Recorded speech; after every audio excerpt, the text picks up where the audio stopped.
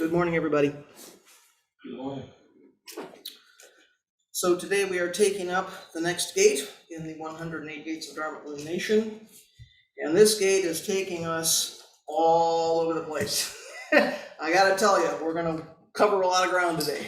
We're gonna wander around quite a bit because this is a kind of an interesting gate. So we are at gate 74. And just quick context again for those who may be joining fairly recently. This 108 Gates of Dharma Illumination is included in the 11th fascicle of Dogen's Shobogenzo. The 12th fascicle version of Dogen's Shobogenzo is mostly a long quote from another text called the Collected Sutra of the Collected Past Deeds of the Buddha. So Dogen didn't write this thing himself. He didn't come up with these 108 gates. But from time to time, so he includes a comment at the end of this section, which is pretty much telling us, please investigate these gates. But because these gates are made up of groups of other kinds of teachings, from time to time he will comment on those original groups of teachings. So we have various teachings from Dogen about some of these gates. So we're wrapping up a section now of the text that's describing the 37 constituent factors of Bodhi, or the 37 factors of awakening. We're on the last grouping, the 7 branches of the balanced truth. That's one way that gets translated. So we've worked our way through almost all 37 of these things. So gate 74, which is our gate for today, says, abandonment as a part of the state of truth is a gate of Dharma illumination, for with it we can turn away from all kinds of lives. So this is in some ways not unrelated to last week's material on Dharma's being in equilibrium, meeting each thing impartially, not chasing things, not running away from things, not getting caught up in preferences and all that kind of stuff. So the kanji that's translated abandonment here is one that means awakening. So the point of this thing is, awakening. And the turning away from all kinds of lives comes originally from Sanskrit terms about becoming fatigued by the things of the world. By abandoning the things of the world because they're fatiguing, they're tiring. So when we do that, we stop the cycle of craving and aversion that leads to rebirth over and over and over again in this samsaric world. So that's the connection between these two parts of this gate statement. So this gate is pointing to a really central teaching in our tradition called the 12-fold chain of dependent origination, or sometimes the 12 links of causation. It's called several things. You can find lots of versions of the diagram or the painting called the Wheel of Life that depict the 12-fold chain and some other kinds of related teachings. In case folks were not entirely familiar with it, I made a dozen copies, and I'm going to ask you to just, whoever would like one of these, you can pass those around. This Wheel of Life is not uncommon. It's easy to find online or in books. You can certainly chase this down on your own and continue to look into it. I recognize that this version is so detailed it's a little hard to see, but it will give you some context or some roadmap for what this thing looks like. So what we see in this picture of the Wheel of Life is there's a medallion at the center which has the 3 poisons and the 6 realms of samsara and the 12-fold chain on the outside. So there's concentric rings to this thing. So starting in the center with this 3 poisons, the rooster is greed, the snake is anger, and the pig is ignorance. So these are the 3 poisons, and you notice that each one is biting the tail of the one before it. And what that means is these things don't arise individually. These are connected. They all arise together. So each one's biting the tail of the one before. Each one is related to the one before it. So they're not disconnected. The next ring, at least in this diagram, shows people rising and falling through the realms of samsara. So you see some people kind of climbing up, and you see some people kind of falling down, right? So it's the transmigration that we go through these realms of samsara. The next ring has the sections that show the realms of samsara. So in some cases it's 5, in some cases it's 6, depends on what you're looking at. We see that there are 3 lower realms: animals, hungry ghosts, various hells. Those are considered kind of miserable places to be. These are not places you want to end up in your life and practice. So early diagrams like the one you have put the demigods and the gods in the same realm, making it 5 realms. So there's humans, demigods, and gods, and those are considered the favorable places to be. Those are the places supposedly that you want to end up. So being in one of those 6 realms is characterized by a particular mental state or a particular poison. So in the God realm, we have pride. In the demigod realm, we have jealousy. In the human realm, we have desire. In the animal realm, we have ignorance. In the hungry ghost realm, we have greed. And in the hell realm, we have anger and hatred. So wherever it is we're ending up in this diagram, there's some condition of mind which is said to go with that and characterize that. So finally, then we get to the outer ring of this diagram, which has the 12-fold chain of dependent origination, which is what this gate is sort of pointing us to, right? So the point of this thing is to show how suffering arises from ignorance and from the things we do that are based on that ignorance. So one thing leads to another thing, leads to another thing, leads to another thing, starting with ignorance. So ignorance is represented in this diagram, if you can see the detail well enough, by a blind person. Then we have conditioned or formative actions. Something comes from that, which in this diagram is a potter. He's making pottery. So something is being created. Third, we have consciousness, which is the playful monkey, which is attracted by the objects. Right? Monkey wants to grab stuff. Fourth one is name and form, or namarupa, which is 2 men in a boat. So those are forms we can distinguish. We label stuff, we give it a name. It becomes a thing for us. The next thing is the 6 senses. That's the house with 5 windows and a door. So we often talk about the sense gates. Something's coming in through the sense gates. So in this particular diagram, it's a house with 5 windows and a door. 6th one is contact, or desire for an object. So in this particular case, we see 2 amorous people having contact with each other in some way. 7th one is feeling, or desire. It's giving rise to feelings of pleasure and pain. And in this diagram, it's a guy with an arrow through his eye. So for him, it's pain, right? So some feeling arises. Then we have craving or thirst. In this diagram, it's a man drinking something, drinking alcohol. Then we have grasping, which is the monkey plucking all the fruit off the tree. He doesn't stop with 1 apple or 1 peach or 1 persimmon. He takes all the fruit off the tree. 10th is becoming, or moving toward rebirth. We see a pregnant woman on the diagram. Next is birth itself, this endless rebirth. So we see this woman giving birth. And finally, we have aging and death. So it's this endless cycle of life and death. We see the corpse being carried off to the cemetery. So we see this ring, right? We see this wheel of these 12-fold, this 12-fold chain. So in this diagram and in many of them, the wheel itself is held by Yama. He holds it in his claws. Yama is death, Lord of death. So it symbolizes some kind of impermanence, right? You see him biting and chewing on this wheel. So clearly, the dynamics of moving through this samsaric world are held by death and impermanence. So in this diagram and in others, you will see Shakyamuni off to the side, off in the corner. He's got his arm pointing toward the moon, which is a symbol of Buddhist teachings, right? It's a symbol of how we get to liberation and leap off this endless wheel of samsaric existence. So that's the quick tour of the 12-fold chain of causation, which I'm sure is familiar to most of us here. So sometimes this teaching, as I say, is referred to the 12-fold chain or the 12 links of causation or origination. Sometimes it's dependent arising or dependent origination, so it has a number of names. You can certainly find it in Buddhist books of Buddhist teaching. It is a pretty central teaching for us. So we need to be careful not to confuse this kind of dependent arising or dependent origination with interdependent origination. It's not the same thing. So interdependent origination means that phenomena are the product of an infinite number of causes and conditions. Nothing arises from nothing. So anything we encounter is the product of various causes and conditions, and all those causes and conditions are changing all the time. Therefore, what is arising is changing all the time. So everything is empty of a fixed and permanent self-nature. That's the teaching around interdependent origination, which is different from what's on this diagram, right? Okay, so let's not be confused. So the early teachings about dependent arising were designed to show how our karmic conditions from past life to current life to future life go on because of our ignorance. The point of this thing is to show us how that wheel rolls and how those things move. It shows us that ignorance of the nature of self leads to clinging, leads to preferences, leads to attachment, leads to creating 5 skandhas clinging to five skandhas, some idea about me or I or what the small self is. So in the Kalahavivada Sutta, the Buddha explains how each of these links leads to the next thing. So he's working backwards now along the wheel, and he shows how having preferences leads to conflict.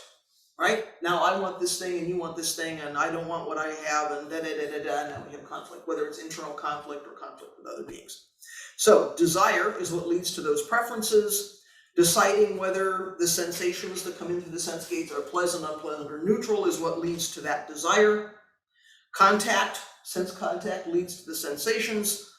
Making form the object of our sense organs is what makes us want to have contact with those things, and so on. So he goes, backwards around the wheel and shows us how each of those things arises. So Hojo-san says about this, the Buddha clearly says that there is a state where form, or namarupa, ceases to exist. We can be released from bondage. What kind of state is it? I think this is the most important point. The Buddha describes the state without ordinary perception and without disordered perception and without no perception and without any annihilation of perception. And he continues, it is perception, consciousness that is the source of all basic obstacles. We need to pay attention to the fact that the Buddha says that perception or consciousness is the source of the problems, but annihilation of perception is not the resolution of the problems. So he's making a really important distinction here, right? Perception is the problem, but annihilating perception doesn't solve the problem. So what do we do? So various Buddhist traditions come up with various ways to be free from the sense organ making contact with something and then the mind doing what the mind does and creating an object and grasping onto it and all of that stuff. So some traditions negate the object and just focus on consciousness. And some traditions focus only on form and kind of negate mind and what we do with that. Our tradition goes beyond distinction between subject and object, and as we've learned from Nagarjuna and from Dogen, we sort of transcend that distinction between subject and object. So we have subject, we have object, and we also have going beyond subject and object. So this is, you will remember, before the moment preserving the I that precedes the moment that we talked about last week, right?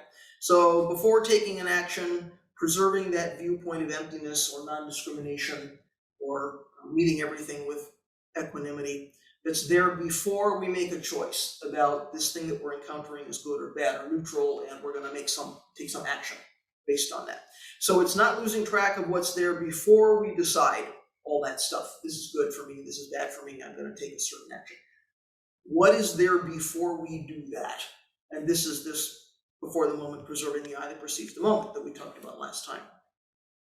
So this is the place where we're sitting in Zazen, right? When we sit Zazen, this is what we're doing. We are in that space before we're making choices, like good, bad, pleasant, unpleasant, what we're going to do about it. So this is where we're free from perception, whether those perceptions are disordered or not. So they're still happening. We're still in this human form, we're still living and breathing and functioning as organisms, so perception is still happening, but we're not acting on those perceptions. We're not believing that those perceptions are, the one and only truth. We're able to hold those a little bit loosely. So we're not annihilating perception, but still we're free from the chain of sense contact leading to preferences, leading to grasping, leading to all that other stuff. So this is the same kind of pattern we see in the Heart Sutra, where it says there's no ignorance or extinction of ignorance, there's no old age or death or extinction of old age and death, right? Familiar phrases from the Heart Sutra. That's the condensed version of the 12-fold chain. So we know the Heart Sutra goes through a number of basic teachings and apparently negates them all. So this is the place where it says, there is no ignorance or extinction of ignorance and old age and death and extinction of old age and death. So again, Hojo-san says, ignorance is the first link of the chain, and old age and death are the last. So the statement negates the first and last links and all of the 10 links between them. Yet it also says that there has been no extinction of those links. So the Heart Sutra is saying that there is no such thing as the 12 links of causation, and yet they have never disappeared. Which is an interesting place to be sitting, right?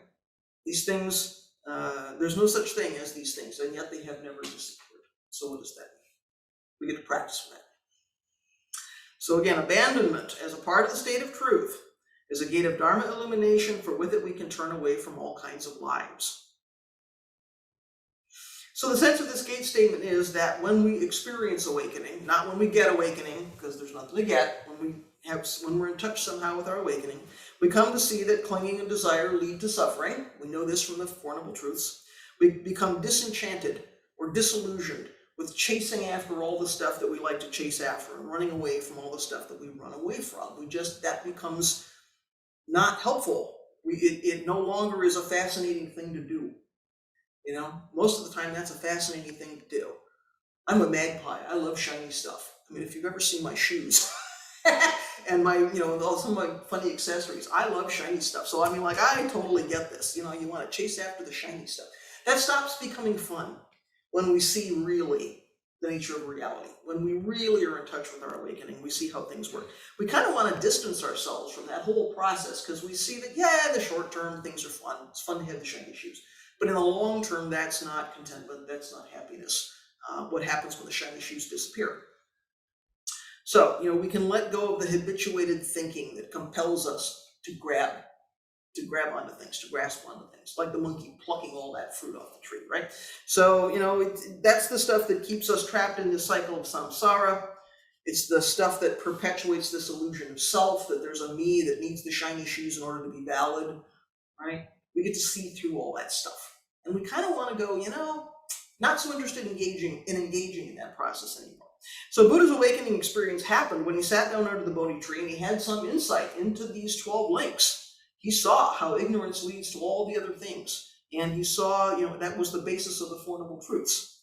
So this is clearly a really important teaching for Buddha and for us. So in his first teaching, after explaining the Four Noble Truths for the very first time, Buddha says, "Indeed, a vision of true knowledge arose in me thus. My mind's deliverance is unassailable. This is the last birth. Now there is no more becoming." So he sees into the nature of those 12 links and the Four Noble Truths, and he says, there's no more rebirth. So he's leapt off the wheel. So awakening is leaping off that wheel or liberating ourselves from suffering by seeing how the 12-fold chain gets built, link by link by link by link by link, how each thing leads to the next thing, starting with the 3 poisons, and then the actions that we take, the karmic actions that we take based on those 3 poisons, and then the realms that we create out of our discriminative thinking and our picking and choosing, and this is good and bad and neutral and whatever. Suddenly we have all the realms of samsara. Then we have the process of the 5 skandhas, clinging to the 5 skandhas and becoming this sort of solid, inflexible, rigid thing called me. Now we have some concept of self that we're going to grab onto. So even though we really don't have a fixed self nature, there's nothing we can hold on to somehow. 5 skandhas are clinging to 5 skandhas. So we want to write that story.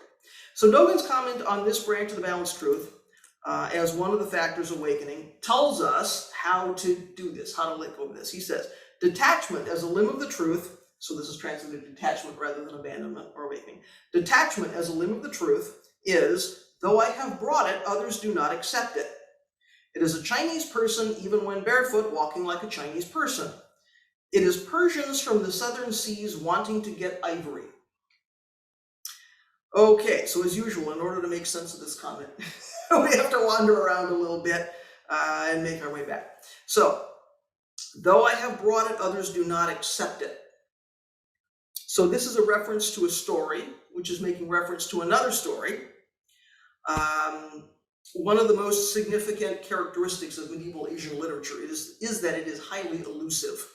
So it likes to take one phrase or one image or one word of some other text and thereby incorporate that entire text into whatever it is that you're reading. So at the time these things are written, the audience probably would have understood all the allusions and would have, in their minds, included all that content with whatever they were reading. For us today, I think sometimes those texts feel like they're full of a lot of inside jokes that we don't get, and we feel kind of left out. It's like, wait a minute, I don't get it. So that can be frustrating, at least for me, maybe for you as well. So though I have brought it, others do not accept it. So I have to say, I had to ask Koji-san for help on this one, tracking down the solution. Usually I can make some sense of these comments, and this one I have to say was a complete mystery. So all I had to track down that story was an English footnote, which turned out to be kind of not entirely accurate. But Hojo-san, bless him, was able to find the story, and when I read it, it was vaguely familiar, but I would never have traced this thing down on my own. So it's a it's a reference to the story from the record of Yangjie, and Dongshan Yangjie was a Chan teacher in 9th century China. So this is an old story. So in this text, a monk asks him about the transmission story of the sixth ancestor,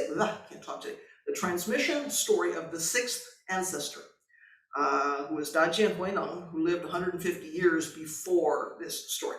So first we need to do this quick review of this famous transition story, and then we can look at the conversation about that between Dongshan and his monk, and what happens afterwards, and then we can consider why Dogen thought this was an important commentary on this one factor of awakening. So we've got some wandering around to do it, coming back.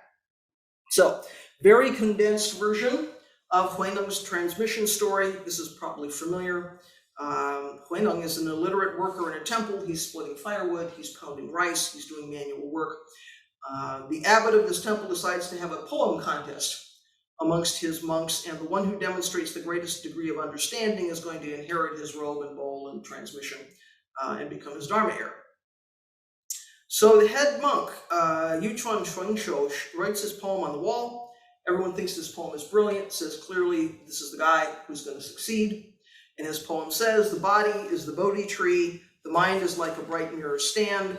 At all times we must strive to polish it and must not lest dust collect. There we go.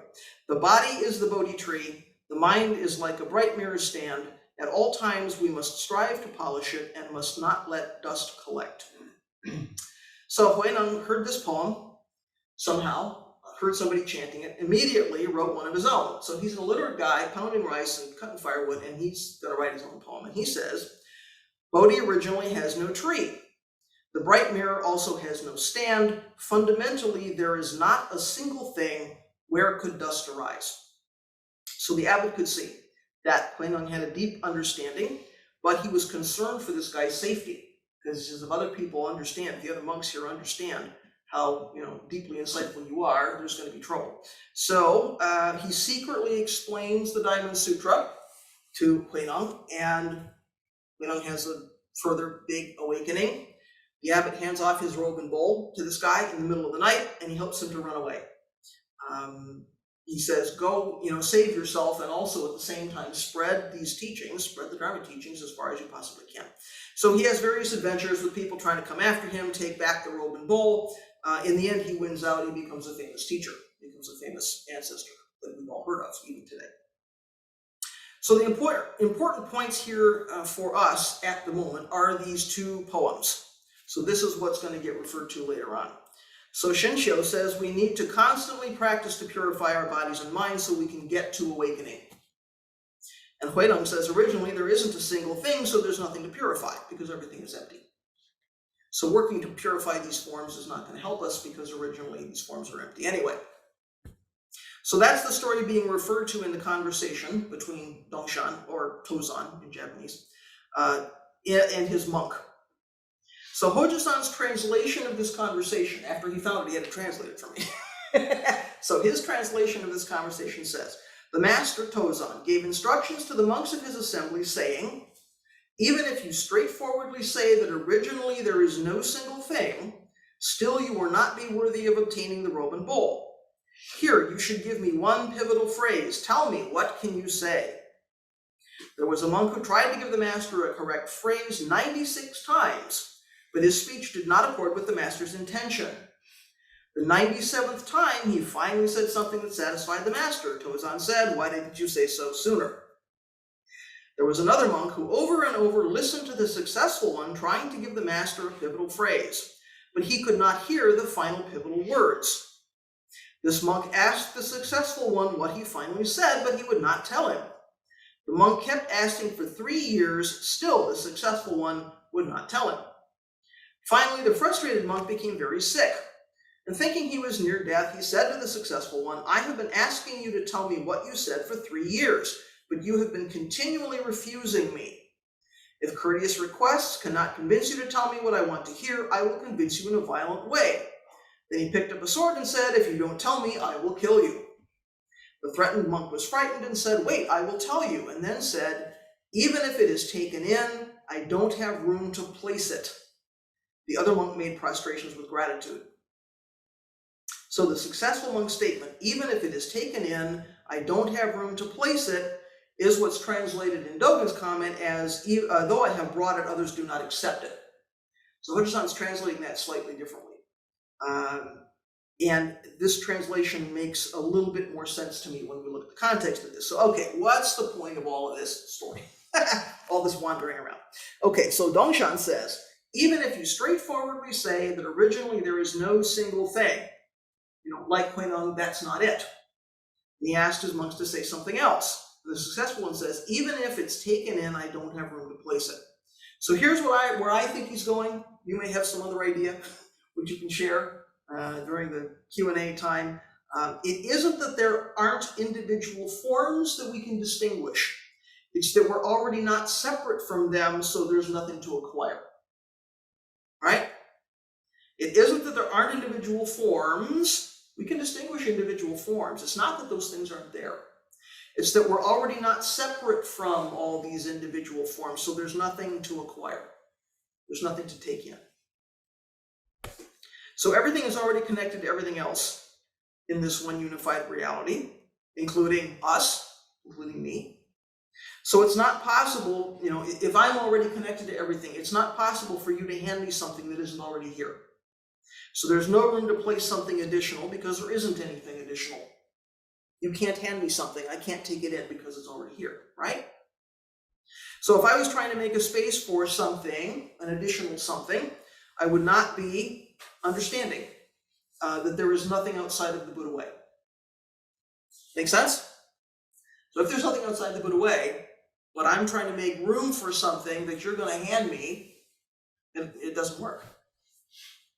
So we practice with the forms of this body and mind, like Shen Shui, and we also go beyond body and mind to emptiness, like Hui Neng, and we also go beyond the distinction between form and emptiness, like the successful monk. So you see how these 3 points of view, right?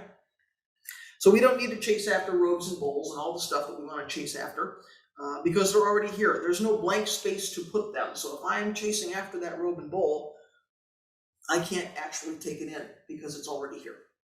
That's, I think, what's happening here. So Dogen's comment goes on. It is a Chinese person, even when barefoot, walking like a Chinese person.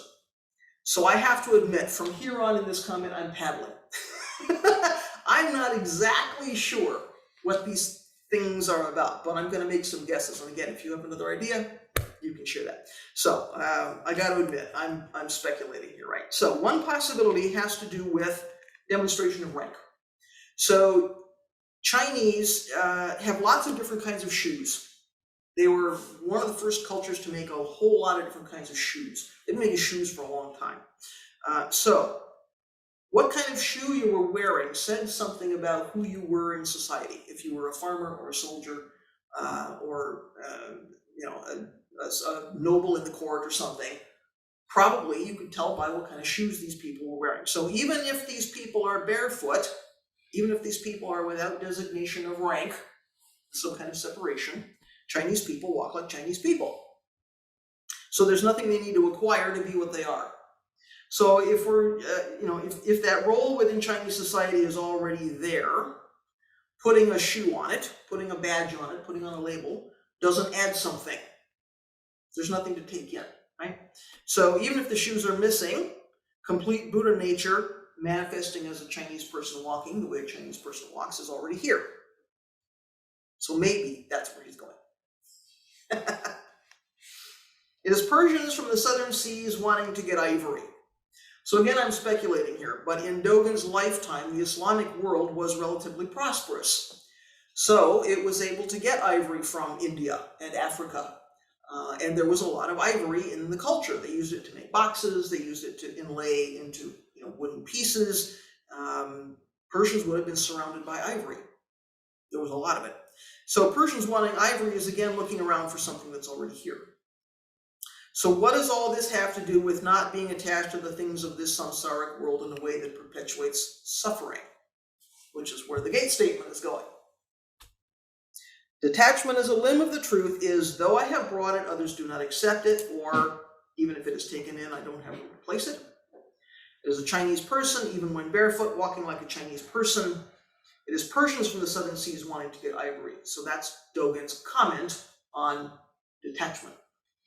So all of Dogen's examples illustrate that we don't cultivate non-attachment and stop chasing after things by withdrawing sense contact from the world. We don't go into the cave and, pull the cave in after us. We don't reject forms because they ultimately can't give us lasting peace and happiness, and then say we're having nothing to do with that, because we can't do it. So earlier we heard from Hojo-san that perception or consciousness is the source of the problems, but annihilation of perception is not the resolution of the problems. So as bodhisattvas, we don't turn our backs on anything. So we fully, wholeheartedly enter into everything because we're already not separate. So it's not a case of saying, I'm just not going to have sense contact with things, or I'm going to solve my problems by, withdrawing and completely creating separation, creating a barrier. So, not creating separation makes attachment impossible.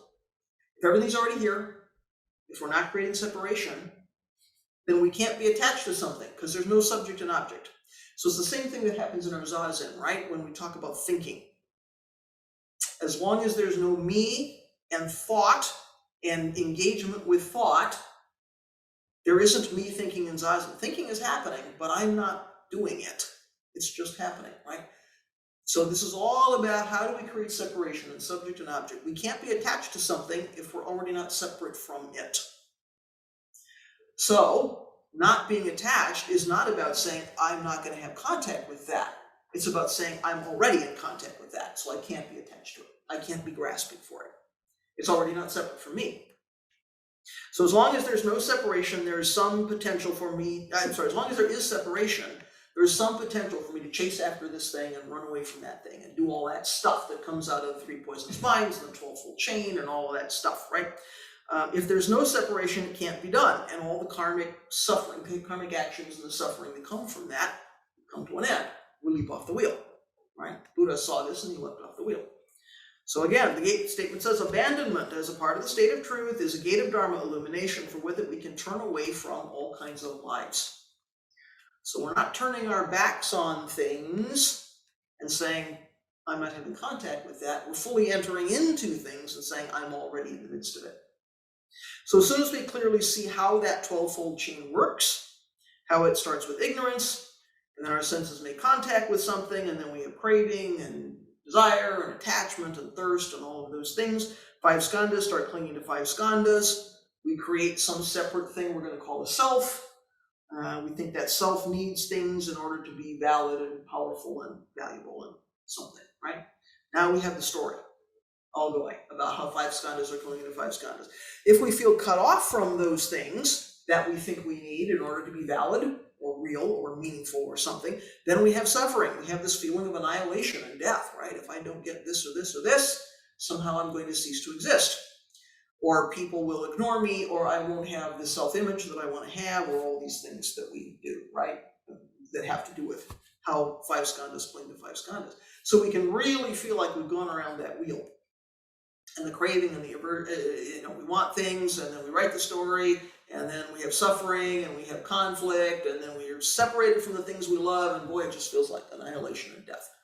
So this is quite, it can be quite concrete for us, We can take this as a devotional teaching, or we can see how we transmigrate moment after moment after moment after moment. I'm feeling really good because I had a candy bar, and then I stubbed my toe, and I'm in the hell realm, and then I'm driven by, I'm exhausted, so I'm driven by this animal thing, I've got to sleep, and then the next moment I see somebody I love, and I'm in the heaven realm, and right? Doesn't necessarily mean we have to wait for this physical body to die and be reborn somewhere else, right? This is our moment by moment existence. So, Dogen is trying to help us understand if we stop chasing after things because we already see there's no separation, that level of suffering we can let go of a little bit of that, right? We can be liberated from some of that stuff. So, seeing what abandonment and non-attachment really is and where it really comes from is what lets us stop this cycle of going around and around and around. So we kind of mindlessly go around this wheel. So like, what if we take a step back and, okay, what's really happening here? What's Buddha really telling me? What's Dogen telling me? What's Hojo-san telling me about my own perceptions and my own experience of kind of how I'm perpetuating this thing, how I'm spinning this wheel. And boy, when we look at how much energy we put into spinning that wheel, it's a whole lot. If we really stop spinning that wheel, it's really interesting how much we just relax. We don't even realize how much energy we put into that until we look at it carefully and start to let go of it. So, can we stop going around and around that wheel? Can we stop transmigrating moment by moment by moment between heaven and hell and inside and outside and abundance and lack and what I have and what I don't have? So we don't have to get anywhere. We don't have to get anything because it's already right here. We're not separated from it. So a long way around to saying we're back to non-separation. What would you all like to say? That was a whole lot. I get it. That was just a whole lot. These little gate statements, I'll tell you, they are so packed when you unpack them. What would you like to say about any of that? 12-fold chain, realms of samsara, Persians getting ivory, Chinese walking barefoot. Maybe some of you have some insights into some of those things. But I think what we're taking away today is we don't need things because things are already here. That's one view. What would folks like to say this morning? Questions, please, take it. Yeah, what you were saying about the Persians and ivory seems to spur some memory of a story I read, or quotation. I think it's the translation I read said something like Ping Ting, I think, or the fire boy comes looking for fire, something like that. Yep. It's the idea that the person who has lots of, already has it, but he's looking for it. Right. Well, and this kind of image shows up in our teachings elsewhere, right? Like the person who was poor, unknowingly someone had sewn a jewel into his clothes and he went around poor for many years and didn't realize that jewel was there, right? We have a number of teaching stories in this tradition about, why are we looking for things that are already here? But it's hard to see those things are here, right? Fire boy can't see the fire. He wouldn't go looking for it. We can't see that there's already non-attachment, so we're chasing after stuff. And of course, this teaching is not telling us we shouldn't be taking care of our lives. It's not telling us to give up everything we own because we don't need it. It's not telling us to mortify the body or any of that stuff. It's saying, in addition to our, carrying out bodhisattva responsibilities in this world of form, there is also a world of emptiness. There's also a world of non-separation. So we need to carry those things, right? So again, we're down to that major theme of the Mahayana, seeing one reality from two sides and expressing two sides in one action. So we need to hold both, right? Please. I'm curious, could you read again what, was it Tozan, what he was trying to, Tozan? his disciple, when the guy threatened him, what he said at the end, Yes. had a hard time. Yeah, it's hard when you don't have it in front of you. I recognize if you're not an auditory learner, it can be difficult. Let me find that story. It is here. Okay. The threatened monk was frightened and said, "Wait, I will tell you," and then said, "Even if it is taken in, I don't have room to place it." The other monk made a prostration with gratitude. Even if it is taken in, I don't have room to place it. So if you're reading Dogen's comment in the Nishijima Cross translation, it's, "Though I have brought it, others do not accept it." But I think Hojo-san's translation, "Even if it is taken in, I don't have room to place it," makes more sense to me. Please. It also reminds me of something that Shunryu Suzuki said, I think, in one of his talks. He said, we can't acquire something that isn't already there in the mind. If there's something new that we become aware of, it's already in the mind. It hasn't been somehow received or acquired. Mm-hmm. Exactly. What would others like to say, at home or in the Zendo? Hey Hoko, this is Scott.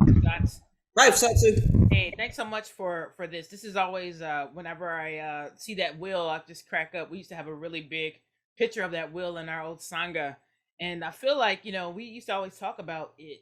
This is a gate. This is a gate where a lot of people come in, not realizing that they're somewhere along that wheel. Can you speak a little bit about as newcomers are coming in and folks are coming in, do they how they kind of start to understand that they're exhausting a lot of the times. I know for me, that was one of the big things. That was one of the biggest realizations that I had when I first started studying. Was like, oh, this is what's going on, like constantly churning, churning, churning. No wonder people are so exhausted by it. Can you speak a little bit about that? Yeah, well, I get that because I've had that experience and probably others have too. You let go of something and you realize how much effort you're putting into that thing, which is not helping you. And wow, you can redirect that energy somewhere. It's kind of a powerful thing, and it feels very concrete, right? It feels very personal and relevant because this is no longer some teaching out here with a nice, pretty wacky diagram. This is my life, right? How do we start with this? I think there's a reason that the three poisons are in the middle of that diagram, right? We can memorize 12-fold chain, and that's all well and good, but I think there's a reason we start in the middle of that diagram with the pig and the snake and the rooster, right? Greed, anger, and ignorance is at the base of it all. So if we're brand new to this tradition, that wheel can look scary and kind of mystical and wacky, and let's just think about where in my life do I see the arising of greed, anger, and ignorance? Because we know there are so many permutations of those things. How many teachings, even in these up to now 74 gates, how many times have we gone back and said, and this thing is based in the three poisons? I mean, they come up all the time. So those are things we can, I think, kind of feel in the body a little bit, right? I can feel when I'm chasing after something and go, oh, I'm chasing after something. Now, that's not necessarily unwholesome. If I need food in the pantry, I need to go to the grocery store. That's not chasing in an unwholesome way. If I am constantly chasing the most, gourmet food and I can't afford it, that's a problem. Or I'm really only chasing ice cream and I already weigh too much. That's a problem. So, there's carrying out our lives, and then there's where are we being dragged around? And that's the difference, right? What's the motivation for getting these things? As I've said here more than once, there are very few things we do that don't have some little kernel somewhere of self-interest in them. That doesn't mean we shouldn't do those actions if they're otherwise wholesome actions.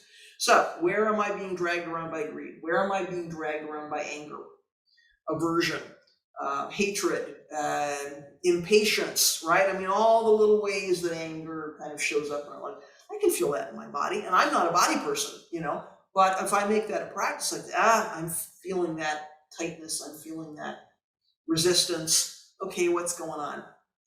Again, doesn't mean we should put ourselves into toxic situations or endure toxic situations if they're really not helpful. Doesn't mean we put a smile on our faces and go along with toxic behavior, right? Acceptance is not approval. Compassion is not condoning. So again, these things have some subtlety. So there's plenty to work on, even if we just work with the three poisons. Because we can see eventually, the more we practice and the more we hang out in the Sangha and the more we listen to Buddha and Dogen and Hojo-san and teachers in our lineage, we can see how those things play into and are related to the samsara, the realms of samsara. I'm grasping and I'm shortly in a heaven realm because I've got the chocolate cake, and then I eat the chocolate cake and I don't have it anymore, and now I'm in a hell realm. I mean, we can see this playing out. So again, we can take these things as devotional teachings if we want to, and we can see them quite concretely, moment by moment by moment by moment. Even in our zazen, we're sitting there facing a wall, letting go of thought. That's a really good time to notice, I really don't want to be here. I'm really bored. What's the point of this thing? I'm hungry. I want to go do something else. Or we're daydreaming about, people we like and things we like. And when I get off this cushion, I'm going to go get a pizza. And It's like, okay, right there, we get to see the spinning of this wheel. I'm happy to be sitting zazen, at the same time I'm bored, at the same time, Right, so I think that wheel can look complicated, but I think there are very accessible relevant personal entry points. So I would encourage folks, don't get caught up in the detail of that wheel. If it doesn't speak to you, that's just one representation of reality. Find another one. Right? I mean, here it is. We don't have to look very far. Is there anything you want to follow up on there, Satsu? No, that was perfect. Again, that was one of the big things that, again, we hear people when they come in talking about, I'm so exhausted. But I mean, it's really good when they can kind of feel and draw the comparison. At least was for me, it was so helpful to draw the comparison of what that exhaustion and how the mind continuously wants to grasp and push things away. So thank you so much. Oh, you can imagine that monkey up in the tree, just like pulling all that fruit, and you never have enough, and it's one more thing and one more thing, and how exhausting that is, right? If we look at how much energy we put into running after stuff, and probably the same amount of energy running away from stuff, what could we do if we weren't doing that, right? It's like, what could we be enjoying in the world?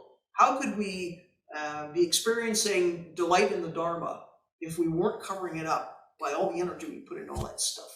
And it's so ingrained, it's so deeply held that we don't even realize that we're doing it, which is why a diagram like that is just a pointer, right, to what's already arising. What else would people like to say this morning? Rotoku, please. Your monkey reference reminds me of something. That there's in Africa they have monkey traps, and the way they capture monkeys, they take a coconut and they drill it out. They put candy in it. The monkey will go in and reach in and grab the candy, and then the coconut's secured. The monkey will not release a hand.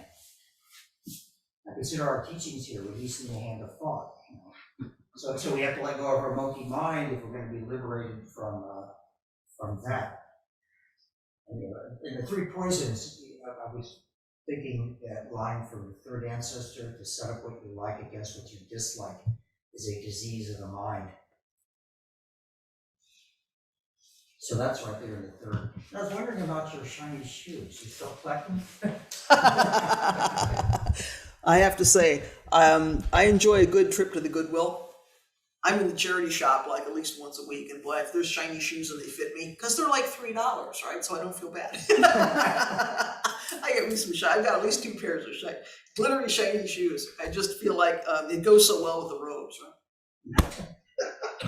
You mentioned shiny shoes. The first thing that popped in my mind is the day-glow deities of Tibetan Buddhism. There we go. That in Tibetan Buddhism and Tantra, you turn the 3 poisons into medicine. And so if you're going to be attracted to the day-glow deity, like shiny shoes, you just, okay, there it is, I acknowledge, rather than trying to push it away, you just enter into it in such a way that the subject-object dissolves, you become one with the deity is all-inclusive, and there you have it. So it's sort of the opposite of Jainism, rather than saying no, no, no, no, no. Right. There's sort of a yes, yes, yes, yes, until yes is all-inclusive. Mm-hmm. That's exactly it. And of course, in those early teachings, we see that the difference of approach or technique that says withdraw the senses, and that's how we get to stillness and insight. And in our tradition, it's the opposite. It's like fully enter into that and recognize there's no separation. So you said something important, which was that we can turn those 3 poisons around. So can we turn greed into generosity? Can we turn anger into loving kindness? Can we turn ignorance into wisdom? Of course, that's the other side.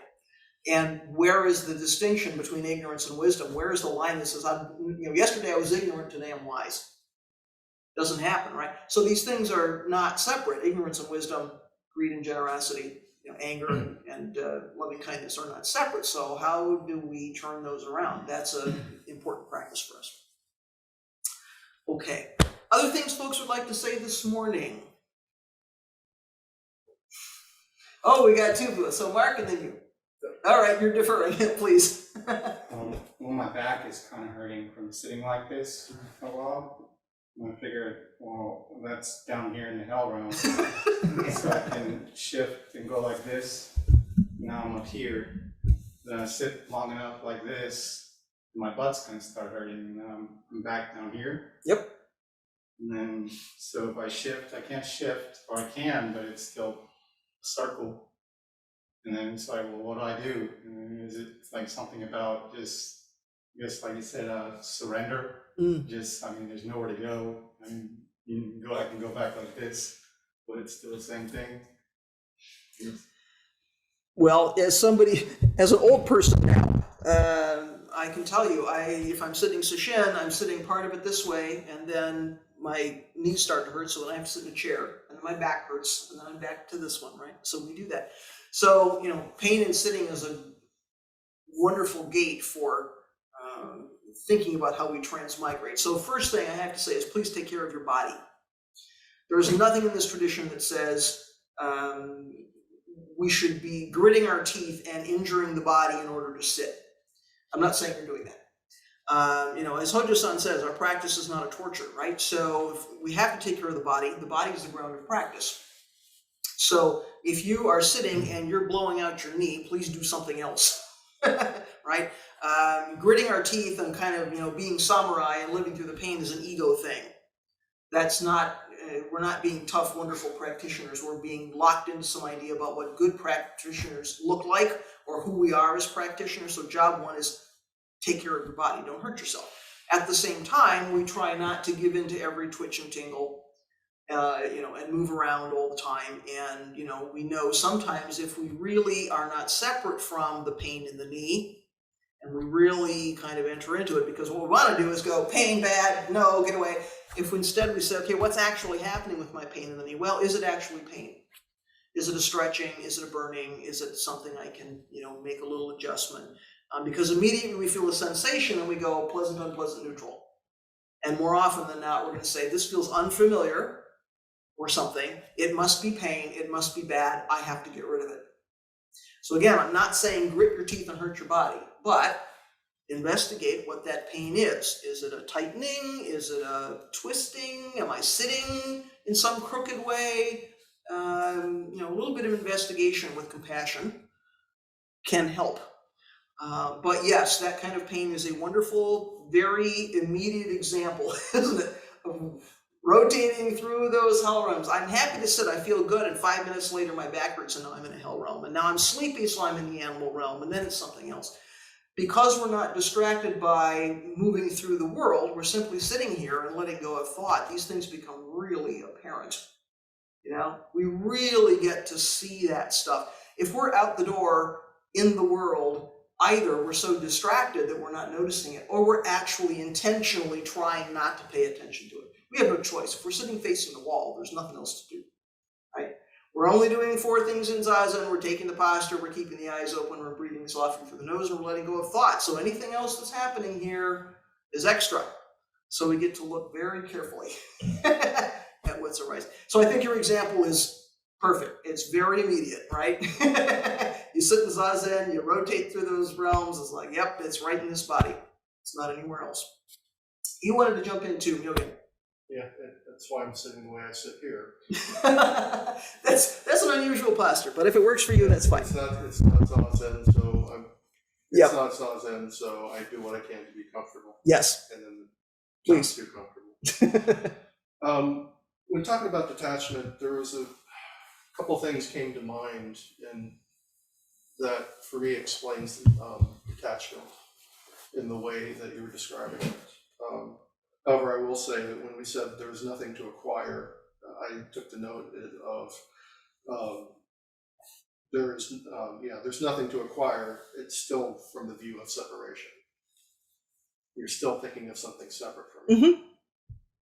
So one time my teacher came back from Japan, and I was staying at her place at the Zendo sewing, and she had a sewing retreat that weekend. And it just so happened in the room that I was staying in had a whole bunch of goodies. And there was one thing, I forget what it was. I think it was some cloth. It looked really, really nice and really, really pretty. I'm like, wow, that looks really, really pretty. And then my monkey mind starts to think, gee, it would be nice to have this.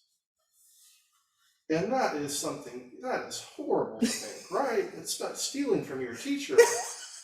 Oh my gosh. Yeah,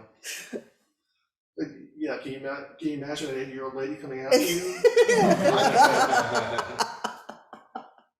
So, but when I thought about that, I saw that, it's just like, that's kind of ridiculous. Why would I even think of something like that? And when I just looked at the object and saw how pretty it was and appreciated that it was pretty, there was nothing else needed to be done. Yep. Thinking that you'd want to take it, right? The greed part, that is something extra. When you just enjoy what the object as it is, you are the object as it is, all in its entirety. There is no separation. So I thought that was there's a parallel story to that in one of Brad Warner's books, but it says the same thing, basically. Well, and that's an interesting life lesson, isn't it? We can look at things and appreciate them and think they have some good qualities, and that doesn't mean we have to own it. I enjoy window shopping from time to time. I rarely go to a mall. I don't ever need to. But every once in a while, it's fun to go window shopping. And if I'm with, like, my stepmother, she always wants to buy stuff for me, right? Because your parents want to buy stuff. She thinks I'm a poor nun or something, If you see anything you like, she wants to buy it for you, and I have to keep saying, I can look at that and think it's lovely and not need to own it. I can look at that and appreciate it for the craftsmanship or the color or the whatever. I don't need to own it. I can just enjoy seeing it or appreciating it or whatever. I think it's an interesting teaching when we realize there's a difference between I like that thing, I appreciate it, and I need to have it. I need to control it. I need to own it. I need to be like with it all the time. I think if we couldn't make that distinction, we couldn't go to the museum or something. It's like we want it all, right? So can we just see the things of the world and appreciate them, and not need to take them home, and just know that they're out there and we're not disconnected from them, and we don't have to have them all in the house, because that's kind of talk about there's no place to put it. It's not going to work. What would others like to say? Say again, please. Just kind of as a follow-up on that, it always amazes me sometimes in the spring, like when the daffodils are blooming, and then you see somebody pick one off and turn it on the ground. It's like, I guess at one point they needed to have it. They needed to, somehow acquire it, but then they just discarded it. Oh, I know. And it hurts you, doesn't it? Because that could have just lived out its life and other people could have enjoyed it. Yeah. Yes, that's right. You wanted to jump in too, please. Yeah, I think how I want to say it. So this thing about, there's no blank space to take things in, it's all there already, so there's no need to do the chasing and the running and the grasping and letting go. I think that might be relevant to the situation I find myself in, which is, you're moving through these different realms of the samsara, you find yourself being angry, and your first impulse is to be like, well, I don't want to be angry. And then you find yourself being prideful, like, oh, I want to keep feeling prideful. I'm wondering if this, there's no need to feel separate from your anger, separate from your pride, informs kind of how you approach that feeling in that situation. Absolutely, because isn't it interesting how we want to create layer upon layer upon layer upon layer of stuff. So we notice something out of the three poisons is arising, so anger is arising. And it's not that we can, usually it's not just that we feel the anger and we go, yep, the anger is there, I'm gonna pay attention to that. Now it's, I have anger, but I don't like my anger. So now I have something on top of the anger. Now I'm gonna get rid of the anger. Now I'm gonna blame my anger on somebody else. Now we have a story. So it isn't enough that we can just feel the anger. Now we gotta do something with it, the opposite side is I did some good, generous thing. Now I feel prideful because I did this wonderful, generous thing. So now I'm building self on the fact, I've done this wonderful, wholesome thing, but now I'm using it to create self. So these things are not simple, right? They all arise together. These three poisons all arise together. So I think we have to be careful in our practice when we notice three poisons coming up, not to write a story about the fact that three poisons are coming up. I get angry, I'm a human being. I have greed because I'm a human being. I'm gonna try not to act on it. I'm gonna try not to spill it on people. I'm gonna, try to see the roots of that and keep it from happening again. That's what vow and repentance is all about. Notice the dominant theme there is I. One technique I found useful is if there is anger, I say there is anger rather than say I am angry. Yep. Yeah, and as you say, that's a great way to not create separation. You know, there isn't an I doing something called anger. Anger is arising, but I don't have to like own it, mess with it, stick my head into it, act on it. I is just another thought. I is just another thought. Yeah, yeah. So when we're talking about non-separation, it's an interesting thing that you bring up. You know, it's easy to think about, well, I'm not separate from this object.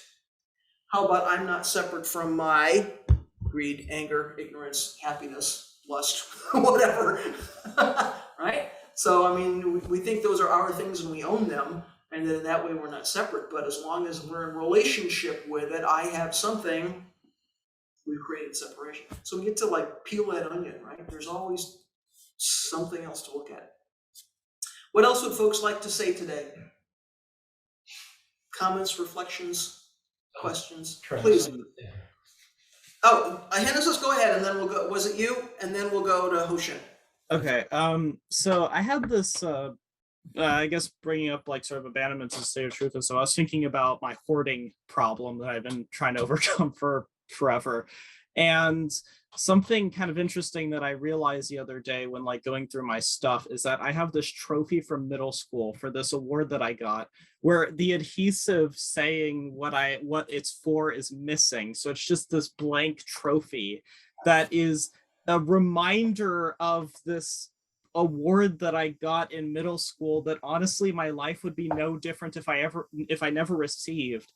And it feels almost sort of like meta in how it's just like just this sort of like trophy symbolizing not the award itself, but sort of the meaninglessness of it, I guess. And I'm not exactly sure where I'm going with this, but I figured there might be something that you might find interesting about that or something to say, because it's been on my mind for a while, actually.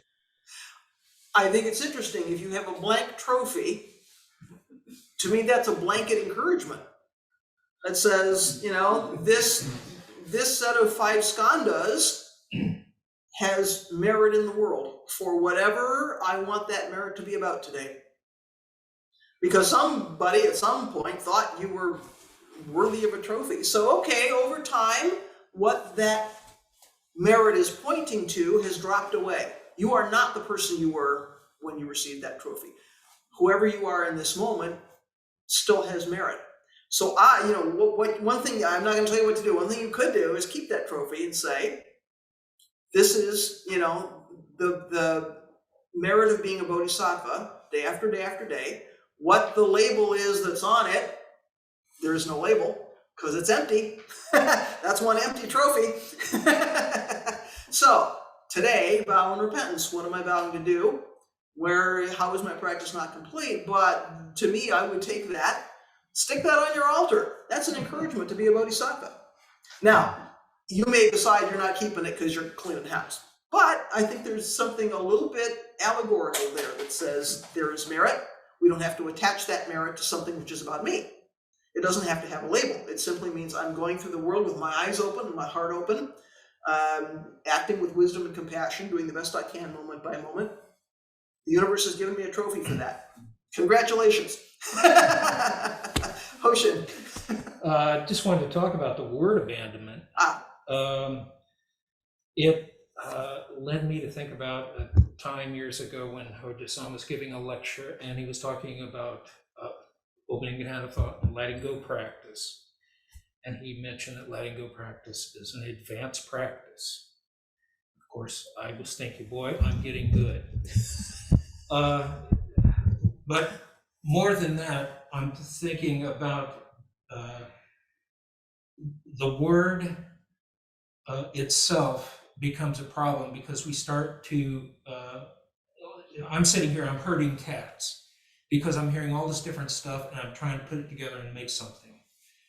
Rather than abandoning it, I'm working on it. Yep. So I guess what I'm saying is that as much as we need to intellectually engage this, we also need to let go of it. We do. And it's really hard to do. It is. Yeah. It is. We so want to pull it together and make a story out of it. And I'll tell you, when you have to, when you have to decipher a comment like the one from this week, boy, does my head want to make connections and say, what's the point of this thing? So I think you're not wrong. And one of the reasons that it feels important to me, now in the mornings, in the weekday mornings, and I'm pointing over there because that's where the Shobo Genzo Zui Monkey lives, we do a little reading from the Zui Monkey after the liturgy and before we do work assignments and announcements. And that book is full of footnotes because it's Dogen. Now, I have to say, Zui Monkey is one of his more practical teachings. It's pretty much, here's your advice for this moment. It's not how many bodhisattvas are dancing on the head of a pin, but nonetheless, it's full of footnotes. Well, the point of reading that little piece is not to read all the footnotes and do exegesis and have a lecture and a discussion and a Dharma talk. We simply read that paragraph, we close the book, and we go on. Because the point of that is take that in and just let it percolate. Abandon, if you will, your idea that I have to now take this thing apart and understand all the references and trace down all this. It's simply about listen to what he's telling us about our practice in this moment and take that into the day. And the next day, read the next one and take that into the day. Because, those of us who are here in the morning, we know it's really practical stuff. It's saying things like, don't scold people if that's not your job. Help people if you want to, if they need help, that's great. Don't cling to stuff, make sure you know what your role is and carry it out. It's really practical stuff, right? So I think it's been a kind of a practice to read that and then close the book, because this is what we did in Japan, right? You read that and then you move on. So there's no picking it apart, which is what we're so used to doing. We want to make something out of that. So I think you're absolutely right, especially, as I say, with a gate like this with so many wacky references, and it's like, how does this all become a thing? It doesn't have to be a thing. We can just put it out there and let go of it. It'll come back. It'll be around. What would others like to say this morning? Anything else? Last comments, questions, reflections? Everyone okay for now? All right. So I'm going to pitch back to Hoshin. We'll do our closing chant, some announcements, and we'll have some tea. Thanks for being here today. Thanks for your practice and your participation. We will see you when we see you.